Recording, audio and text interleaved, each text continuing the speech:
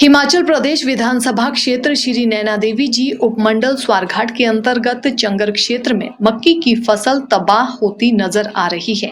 क्षेत्र के किसानों का कहना है कि पहले मक्की की बिजाई के समय सुंडी ने मक्की को खराब कर दिया और उसके बाद लगातार आ रहे तूफान, जंगली जानवर और लगातार हो रही वर्षा मक्की की फसल को बर्बाद कर रही है। उन्होंने कहा कि इस क्षेत्र के किसानों की मुख्य फसल मक्की ही है। यदि ये फसल बर्बाद हो जाती है तो किसानों को रोजी रोटी के लाले पड़ जाएंगे और पूरे साल का गुजारा करना मुश्किल हो जाएगा। आपको बता दें कि चंगर क्षेत्र की मुख्य फसल मक्की ही है और इसी पर किसान पूरे साल का अपना खाने पीने का गुजारा चलाते हैं। इसके अलावा इस क्षेत्र में और कोई भी फसल उगाना काफी मुश्किल है। किसानों ने सरकार से गुहार लगाई है कि मक्की की फसल बर्बाद हो चुकी है। उन्होंने कहा कि उन्हें मुआवजा प्रदान किया जाए ताकि वे अपना व अपने परिवार का पालन पोषण कर सकें। हिमाचल प्रदेश से हमारी जो मुख्य फसल मक्की की होती थी और ये सारी ढल चुकी है, ना इसके घास का रहा, ये ना दाने रहे इसके।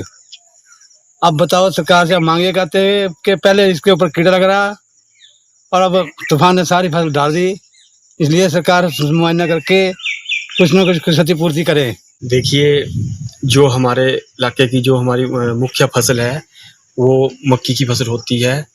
पहले तो जो मक्की की फसल थी वो कीड़े की वजह से बर्बाद हो गई और जो बची खुची थोड़ी बहुत ही बची थी वो बरसात की वजह से और तूफान की वजह से सारी है जो ख़त्म हो चुकी है। हम सरकार से आग्रह करते हैं कि वो यहाँ आके इस फसल को देखें और जो हमारे इलाके के किसान हैं उनको उचित मुआवजा देने की कृपा करें।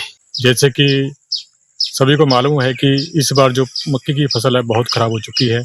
इसको पहले कीड़े ने मात दे दी, उसके बाद अब जो तूफान मक्की की फसल को ख़राब कर दिया।